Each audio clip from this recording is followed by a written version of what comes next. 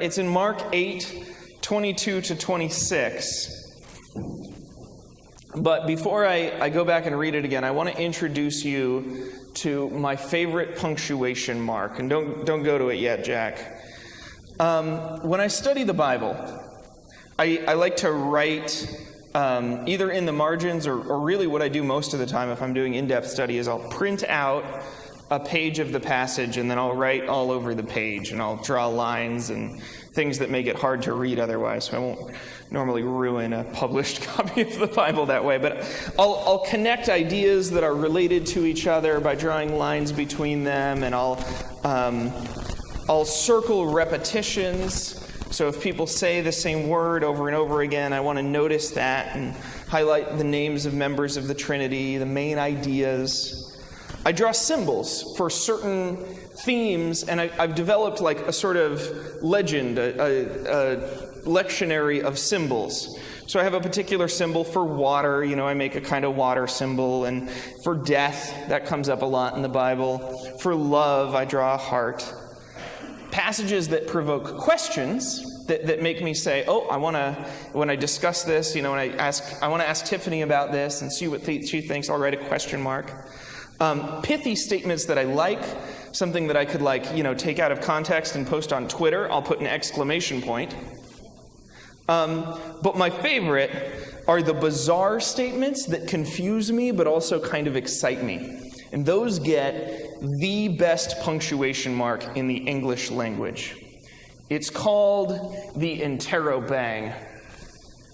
And it looks like that. The Interrobang is a very obscure symbol. It's not one that's used very often. It's only used in certain contexts, like this one. Go ahead to the next. That would be a good time for an Interrobang, right? You did what? This passage, Mark 8:22 to 26, is the only verse that in my Bible is marked with 5 different Interrobangs. It is the Interrobang passage, as far as I'm concerned. And so if you were to read the Bible out loud the way it is modified in my Bible, you would come out with something like this. And Jack, you can go back to the beginning, back at verse 22. They came to Bethsaida, and some people brought a blind man to him and begged him to touch him, and he took the blind man by the hand and led him out of the village. And when he put spit on his eyes and laid hands on him, he asked him, "Can you see anything?" And the man looked up and said, "I can see people, but they look like trees walking around." And then Jesus laid his hands on his eyes again, and he looked intently, and his sight was restored, and he saw everything clearly. And then he sent him away to his home, saying, "Do not even go into the village." It provokes all of these questions. First of all, what is wrong with this village? And where does the blind man live? Does the blind man not live in the village? He sends him to his home. Where's his home if it's not in the village? How's he going to go home not in the village? Villages are where people live. I also want to know why Jesus chose that particular method of healing. And could that possibly be why it didn't work the first time? Because I noticed there was no spit the second time. Maybe they looked like trees walking around because his eyes were full.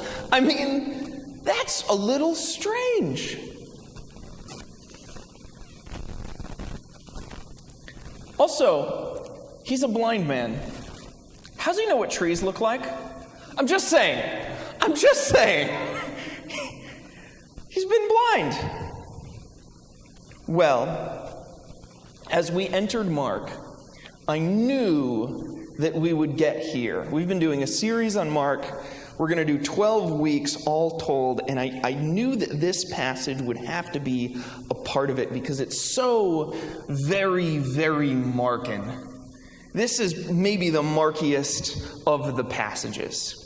And I wanted to take you through, as we did this series, the particular flavor of Mark. I wanted you to experience not just the gospel, not just more stories about Jesus that we can add to the pile of stories, but the particular way that Mark tells the stories and organizes the stories. And so sometimes we, as a church, kind of, particularly if any of you have the disease known as engineering, you feel like you could organize this stuff better. You know, let's just put all of them in order. In fact, this is that book. This is called A Harmony of the Gospels. And so what someone did is a particular organized person went through all of the Gospels and put them in order. Put all of the different stories, and so that you can read them side by side and in chronological order from the time of Jesus' birth to the time of his resurrection. And you've got one book that has just everything we have on the life of Jesus. But God saw fit to do something else and to organize the Bible differently. And so we have this book here that has not only 4 different Gospels, but a whole library of different books that sometimes say the same thing and tell the same story in a different way. Deuteronomy retells the story of Genesis, Exodus, and Numbers. You know, 2nd Chronicles retells the story of 1st and 2nd Kings. And so I have to believe that there's something about this organization and the way it's presented that matters and that we should pay attention to. And so that's part of what I'm doing in Mark, is we're celebrating and appreciating the life of Jesus, but we're also appreciating the particular things about Jesus from Mark. And this passage, this healing of the blind man at Bethsaida, is only in Mark. And so was the further study passage from last week, because every week I'm sending you home with a passage to go talk about with someone, and that was also only in Mark, where you had a person who was deaf, and they started hearing, and they started fluttering, and they said,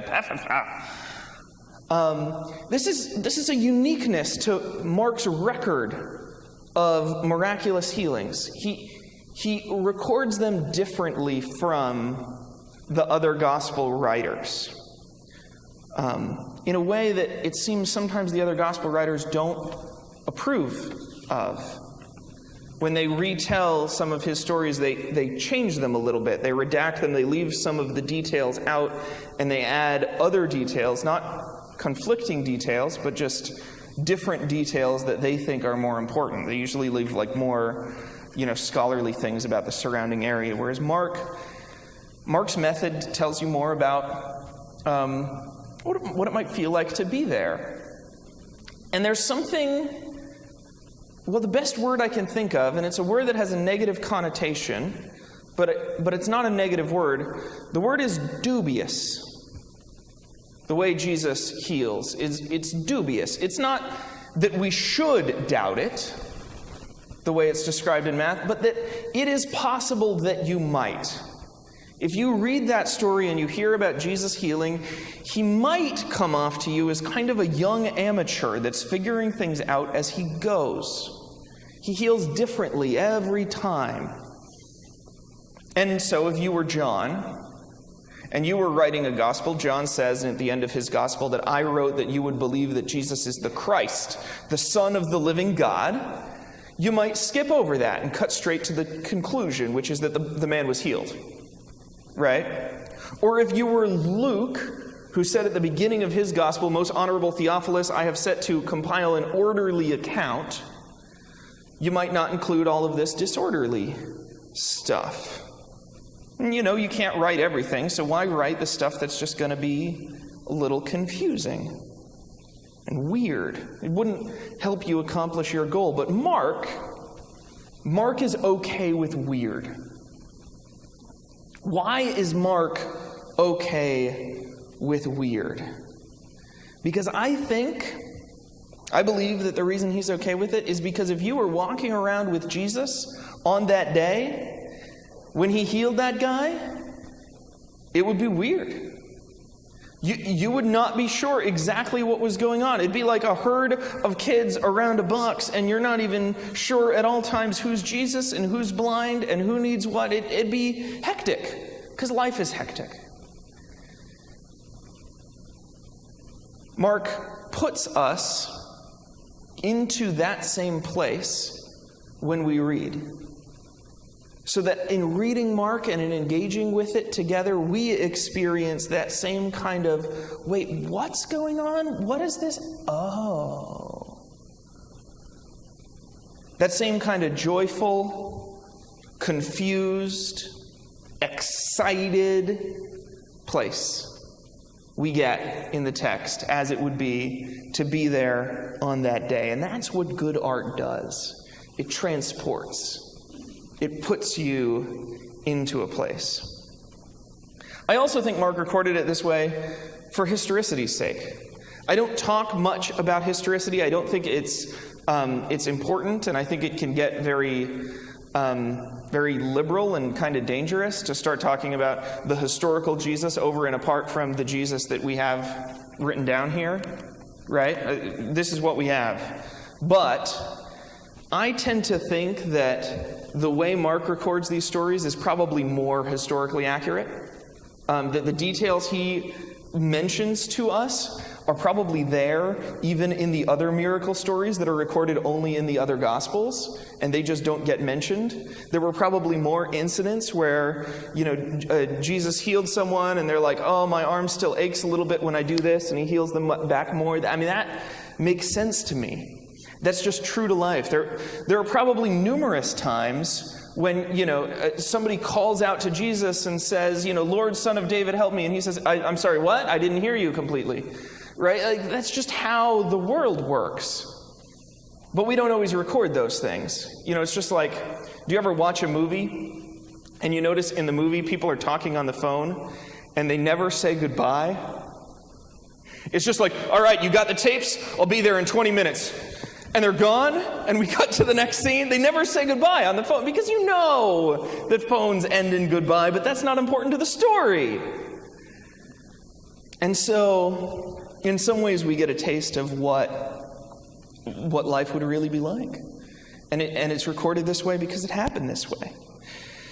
And that means, unfortunately, that the answers to a lot of the questions that it raises, the questions that I brought up at the beginning of this sermon, are probably going to be boring. They're going to be boring answers.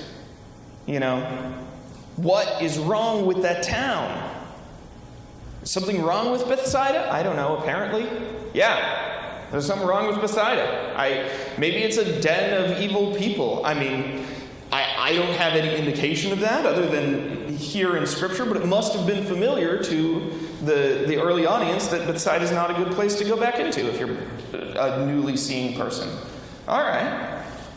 I just have to draw that because that's just how it happened. That's why Mark says Jesus said not to go back there, because Jesus said not to go back there. Why did Jesus heal twice? Well, because that's what healing looks like in the real world. Just like that optometrist. It's true to life. And so what does that mean? What do we do with all that, other than being impressed with the neat little trick that Mark played on us? Well, I think it matters. And I think it's encouraging that Jesus, even Jesus, who's omniscient and omnipotent, when he goes to help, sometimes it takes 2 tries. I think it's encouraging to know that the path to success is not a straight line, ever. And it's not that you're doing it wrong, and it's not that you don't know enough, it's just that is the way to success. If you drive from this church to Baldwin Park, you can't go straight. There are like 3 lakes in the way. You got to go up and down. In philanthropy, if you want to help people, you want to make a difference in the lives of the poor in this community, the path to success is not a straight line.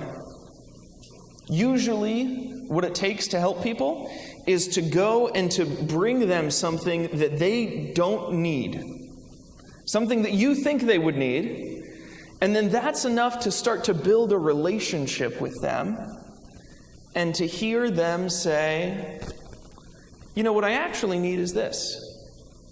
And then you can bring that. And that's just what philanthropy looks like a lot of the time. Parenthood, not that I know anything about that, but I've read books. I hear that that's not the art of success on the first try. I'm not saying anything about older kids. I mean, day by day, you try some things work, some things don't. It's a big one in crossing cultures. When you meet someone who's a part of a different group, part of a different subculture, or part of a different race, sometimes you have to ask the stupid question first, right? So that they can say, oh, actually, that's offensive. You know, we get that a lot, and here's the way. But you have to ask that question, because then you can get to the place where you know better, and you can ask better questions, and you can learn more, and that's okay. And for Mark, and I think this is Mark's point, because, you know, I've read ahead, and I'm sneaking at things, our path to understanding Scripture. When we read the Bible, it's not a straight line. We don't get it the first time, and if we pretend to, we're faking it. But what we have to do is we have to ask a question like, well, what if it worked this way? What if it means this? Oh, maybe that makes more sense than the first time I read it, but I've still got a question. Okay, what if it means this plus this? Yeah, that's how that must work. And that's what the disciples are engaging with as they talk with Jesus. And so, I want to encourage you this morning to give yourself a little bit more grace. A little bit more grace to try things that might not work. Because holy people try things that don't work. And that's not failure. What failure looks like is doing nothing. Let's join together in our last hymn.